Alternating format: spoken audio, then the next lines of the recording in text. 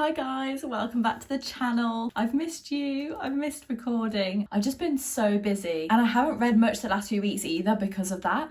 So I thought I'd do a roundup of every book that I've read since the start of the year. But there aren't actually as many as you would think, considering it's been like, wait, what month are we on now? January, February, March, April, May. 5 months. For 5 months, it's not that many. But I have read quite a few series where there's been like 5 books in the series. And in my head, they only count as 1, but actually that's quite a lot. So yeah, let's get straight into it.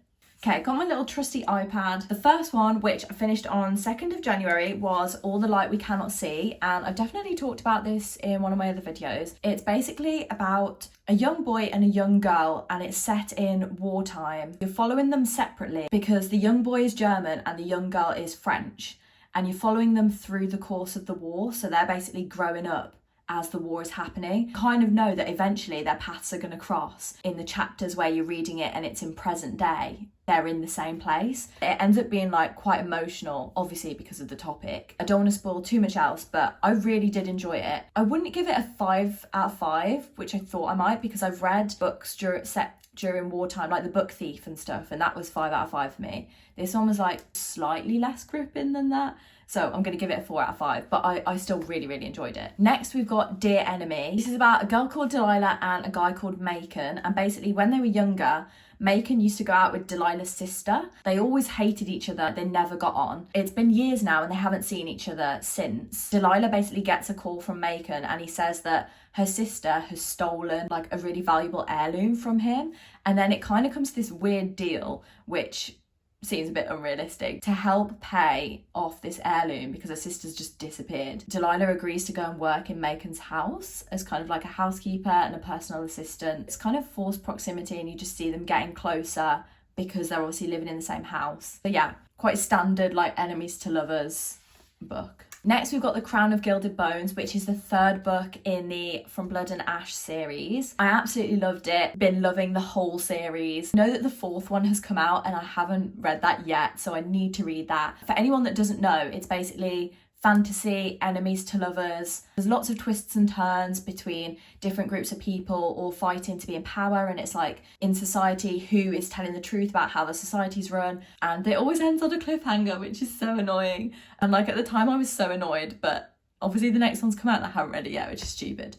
But yeah, so good, as always. Next, we've got An Ember in the Ashes and A Torch in the Night. These are part of a bigger series, but I only ended up reading the first 2 books because sometimes when I start reading a series, I need a little break. The topics in it are quite dark, but this again is fantasy. It is marketed as enemies to lovers, but there is less romance, I felt like, in this. Okay, I hope you can see me okay. I've just adjusted so that I can fully sit on the floor. So yes, back to talking about An Ember in the Ashes. So this follows a young girl called Leia and a young boy called Elias. I always worry about saying the names out loud, but yeah, that's how they are in my head. So her brother has been captured. In order to get him back, she has got help from the resistance, like the rebels. And they say that they'll help her get her brother back if she helps them by spying on the people that are in charge. So she basically becomes an undercover spy, but as a slave. And that's why the topics aren't very nice, because they are horrible to her. Like, she does get hit, and I'd look at the trigger warnings and stuff. She's basically on the compound of this training ground where the soldiers and the army for the city are trained, and Elias is one of those soldiers. They bump into each other, and it's like that where he's meant to be really horrible, but he's actually really nice to her. He tries to protect her where he can. You don't really know which side he's on. Like, is he going to sway and actually end up helping her, or is he too scared and is he too controlled by the Empire? Lots of twists and turns. It really exceeded my expectations, actually. It was definitely up there. Next, we've got The Simple Wild. I just love this book, and I don't know why, because when it started off, the main character, she works in social media and like she's got her own blog, and you could think, oh, that kind of starts off a bit cheesy, like not very deep, but then it gets deeper as it goes on. She is going to stay with her dad, who lives in Alaska, like in the middle of nowhere, because his health is really bad. She hasn't had much contact with him throughout the whole of her life, and she realizes she's only got a few weeks or months left to spend time with him and try and make up for the time that they've missed. So she goes to live with him, but she doesn't know anyone there.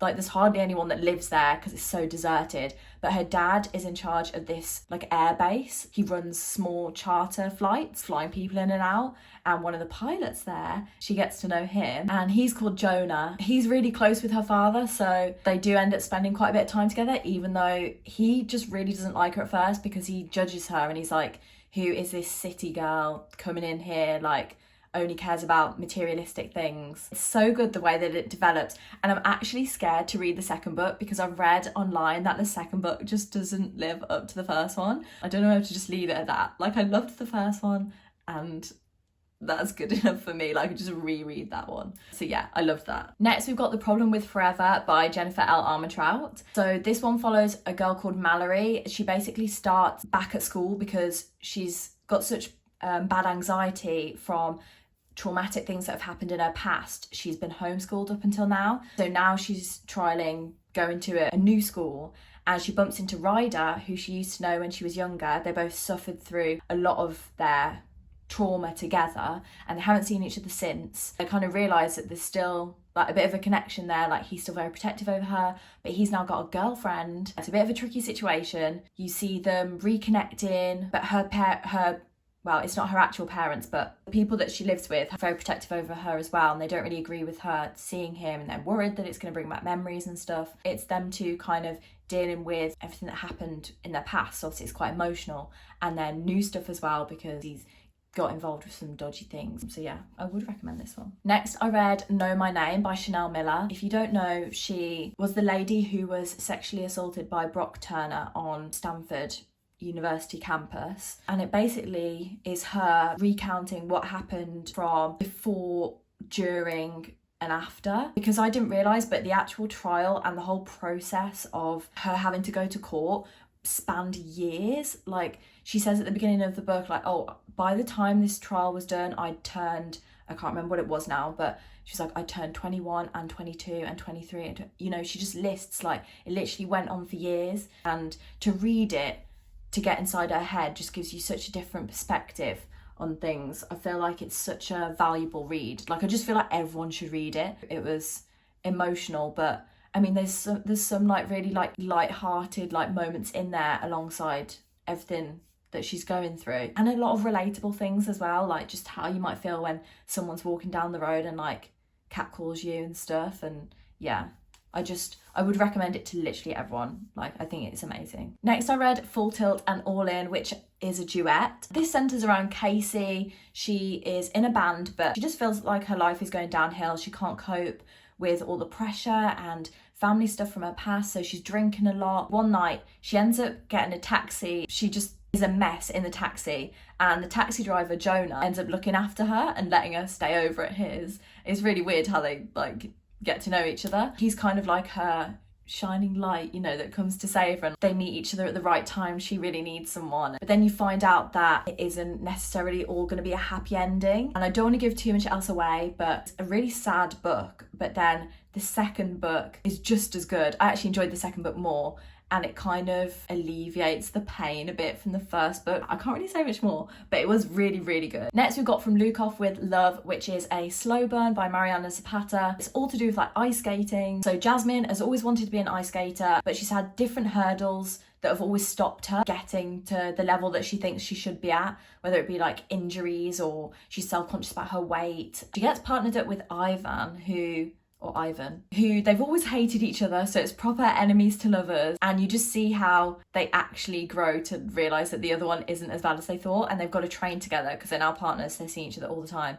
And I love the scenes as well where they spend a lot of time with her family, and those were almost the best scenes. Like, they were written so relatably and so real. Like, family were all just like having banter with each other, and I just felt like I was actually there, like at the table having tea with them. It was really, really good. Next, we've got The Inheritance Games. I had such high hopes for this because I love murder mystery and I love romance, I love fantasy, and I was like, this is a perfect mixture of all of them. Basically, this girl called Avery, she has no money. Like, she just is really struggling in life, and then one day these people get in touch and say, you've been left. Well, they say, can you come to the will reading for this old man that's died? He's literally like a billionaire, like one of the richest people in America. And she goes to the will reading. Actually, I don't want to give too much away. Basically, it's all to do with like who this old man has left his inheritance to, and he actually has a lot of family that all want the money as well as Avery, although Avery doesn't know what the hell is going on. This guy's got loads of grandsons who are all like fit and attractive and charming. The old man has left them clues to solve to try and work out this puzzle. And it's like, when you work out the puzzle, like, you'll end up getting the inheritance. It's all kind of cryptic. It just really fell flat for me. I didn't connect with any of the characters. I didn't feel like the guys were realistic. I just didn't feel like the romance was developed properly. Just one minute she's really falling for one guy and I'm like, I don't see this. And it just didn't end well. I was like, it was fine, it was okay, but I wouldn't really recommend it, and that was a shame. Next we've got Culti, which is another Marianas Patter slow burn enemies to lovers sports romance. This one is about Sal, and she's a soccer player. Basically her hero when she was younger is now the guy that has become her coach. She realizes that although she idolized him when she was younger, he is just this grumpy, like, horrible man, and she's like, what the hell? It's just really disappointing for her. But then because they have to spend so much time together and he starts to get a soft spot for her, you see their relationship grow. I did really enjoy this, but not quite as much as some of the other Marianas Patter books that I've read, purely because there was an age gap in it.